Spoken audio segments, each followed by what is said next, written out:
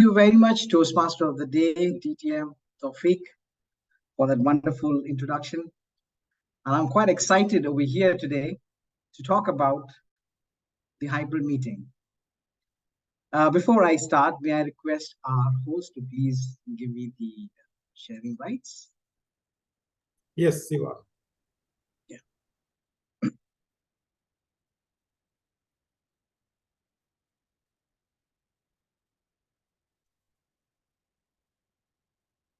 Okay.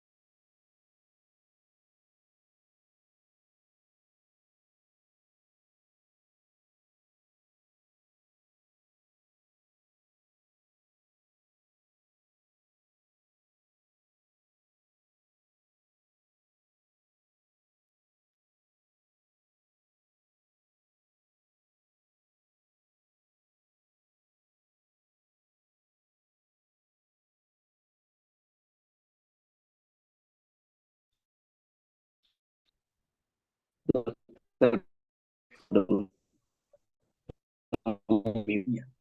So I'm sure all of you have worked on the hybrid environment, how it looks like.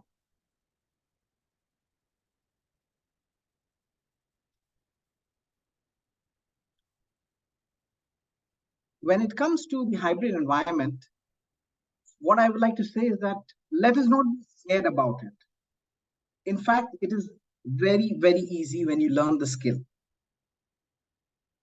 So moving on to our first topic, which is the types of contest. Now, as we all know, yes, there are the physical contest, which is the offline contest, and then you have the online, which was purely online during the first DTAC. And then the things revolutionized. And then we started up with the hybrid contest. Now, of course, I'm not going to talk about physical and online contests. We already know that. But as we are progressing and as things are getting more enhanced, we understand that hybrid is also a very, very important method of having your contest as well as your meetings. So, by show of hands, can just anybody tell me, or how many of you have been in a hybrid meeting? Do we see some there? Oh, yes. Saurabh Sethi, yes. We have an interpreter. Pitabramji, yes, of course. So I can see that all of you, thank you very much, Tariq. Great. So quite a lot of them are well aware of the hybrid environment. You have been exposed to the hybrid environment. So it is not something very new. In fact, let me also tell you, when you are having your meeting in the office, in your professional environment, when your management or somebody from outside the country or outside the borders, when they were talking to you, that was also a hybrid environment. So it is not something new to all of us. We have been already exposed to the hybrid environment. Let me start with the advantages of hybrid environment. First and the biggest advantage, of course, it's no brainer. It takes the attendance beyond the borders. Now that helps our contestants to compete beyond the borders. Even if they are from a different country, they can still compete. We have judges. It gives us the advantage of having quality judges and having a wide mix of judges from across the globe, from different districts. And of course, the audience. Everybody is able to enjoy a meeting or a contest, whether they are in the country or outside the country, because of the hybrid. Following up with that, or seconding the first advantage, it basically is a greater attendance in numbers. So we have we can have large number of participants because of the hybrid environment. Second thing, the flexibility in the hybrid environment. Now that's a great advantage. As a contestant or as an audience or even as a judge, you have the flexibility to either attend a meeting or a contest in person or online. So that is the flexibility that is available when it comes to the advantage of having a hybrid environment. On the fourth part, we'll have improved engagement. Now, as you can see, all the banners, all uh, the background that you have, the music that is going on, the timers being set, and all those things. So this helps us to make our meetings even more engaging.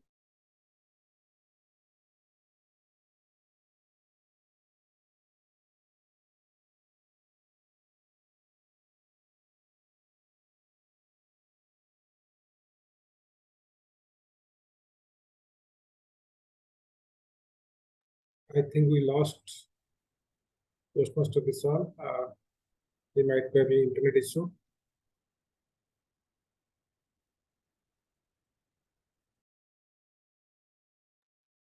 Wasn't this planned, Toastmaster Prabodha, to try it out, how the hybrid meeting works, and you will have internet disconnection? Yeah, I'll note it down. Yes. Thank you to our interpreters who are continuing with the channel. I can see the Arabic, I can see the Malayalam, I can see the Hindi. Thank you so much.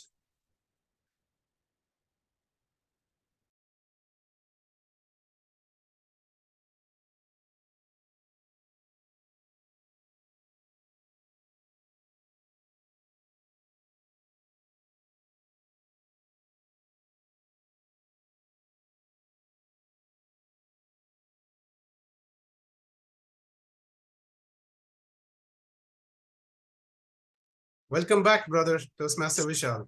Thank you. That's right. So that's the convenience. You can come back into the meeting. So coming on to the flexibility. Your video is not visible, Toastmaster Vishal? Yeah. Coming back on yes, now we can see. Coming back on the advantages, it increases our improved engagement with our meeting. Now, as you can see that we have got a backdrop, we have got music, we have got timers availability, we can have more timers in a meeting. So this is how we basically increase our engagement with a hybrid meeting. And that is particularly possible because of the hybrid nature of the meeting. Finally, on the most effective or the biggest advantage of hybrid meeting is, yes, it is cost effective. We have seen larger contests being done online and of course, even on a hybrid session, because it helps you reduce your travel expenses. So that are the advantages of having hybrid meeting.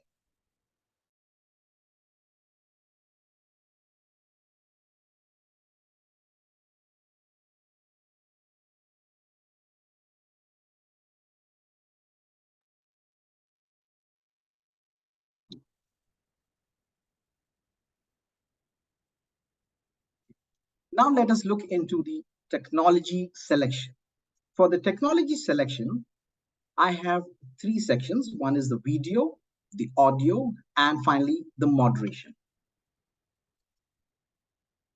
In the video, basically, we are looking at the output, what is required in a hybrid meeting setup. Now, that could be very simple, which is a large TV, a screen, or even an HDMI projector. Very basic equipment required for your video. Moving on to the input of the video.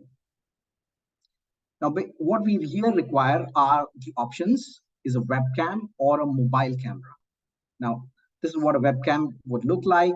You have many webcams available, like the Logitech brand is there. You have the other,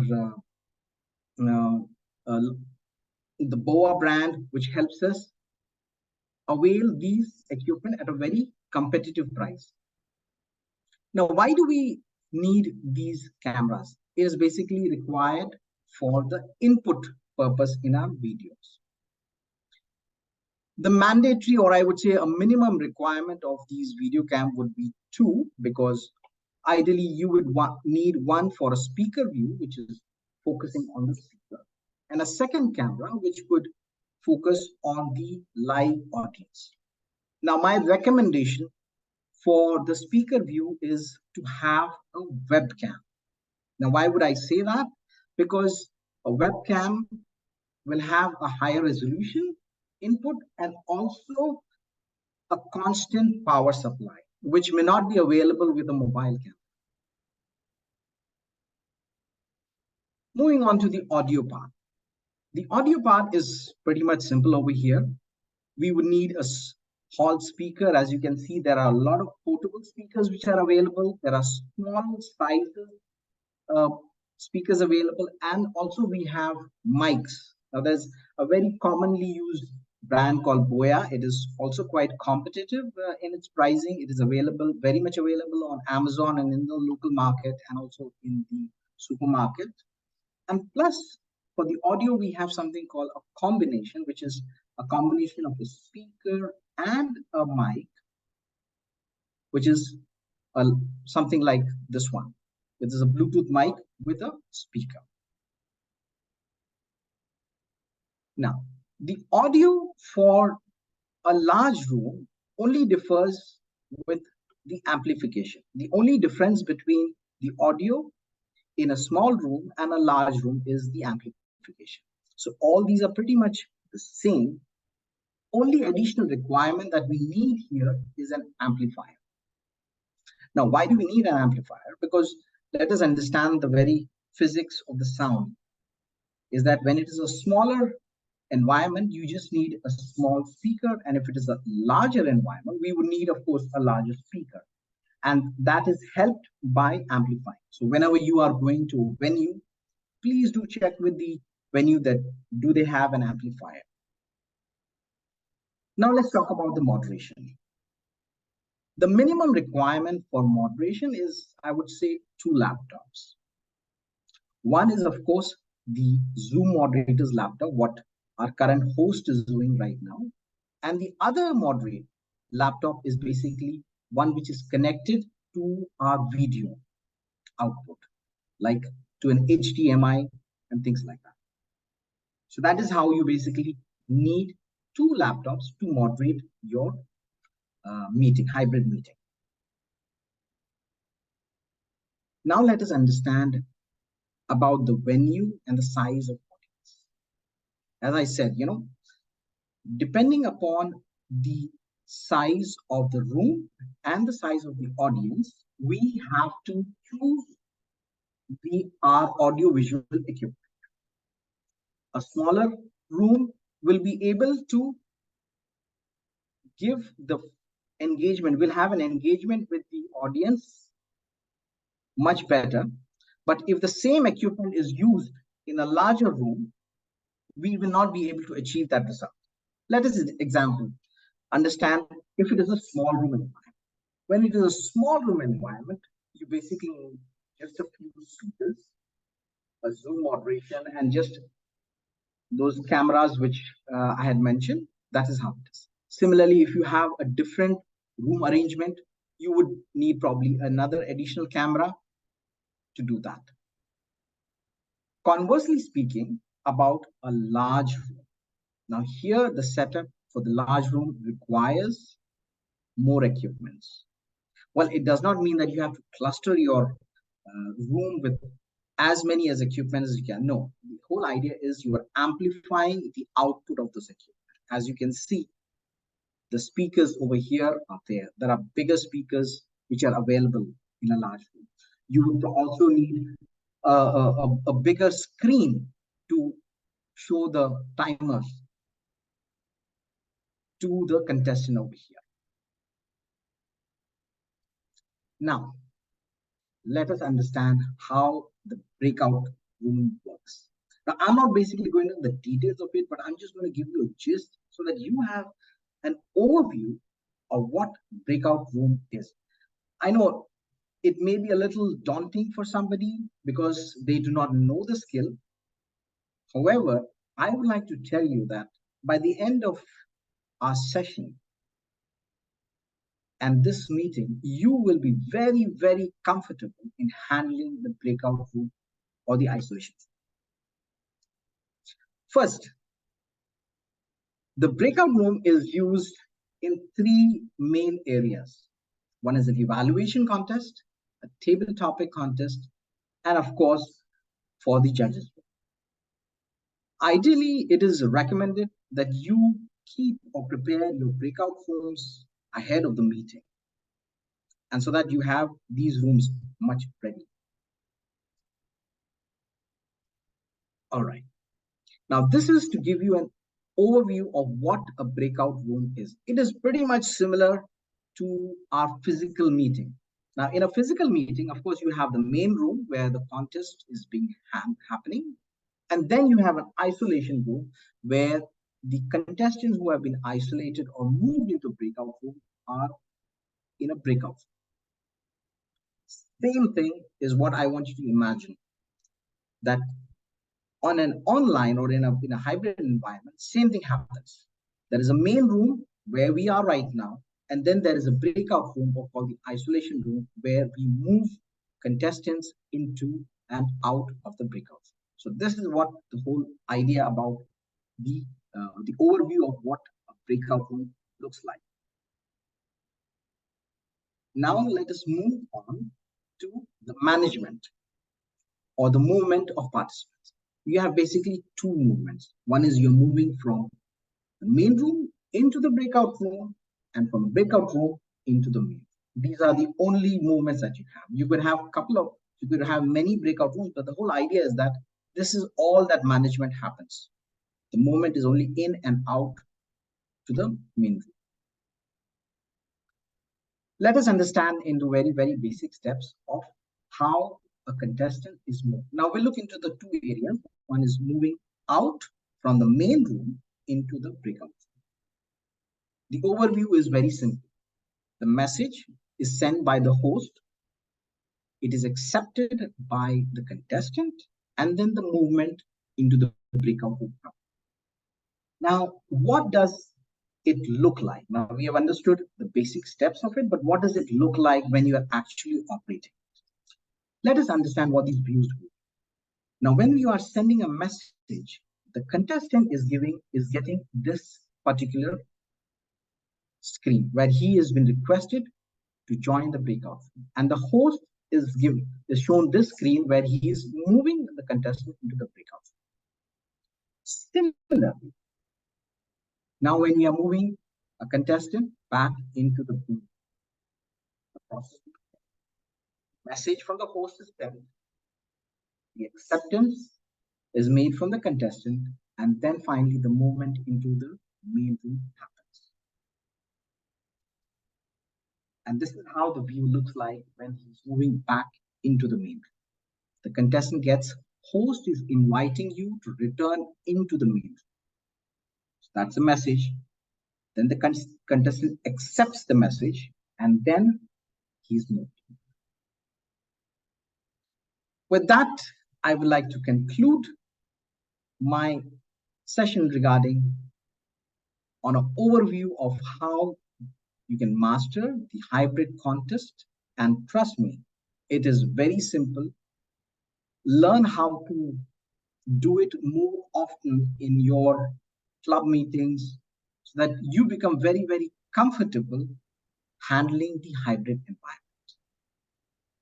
With that, I conclude. Thank you very much. Over to you, Master of Ceremony, DTM Tawfiq.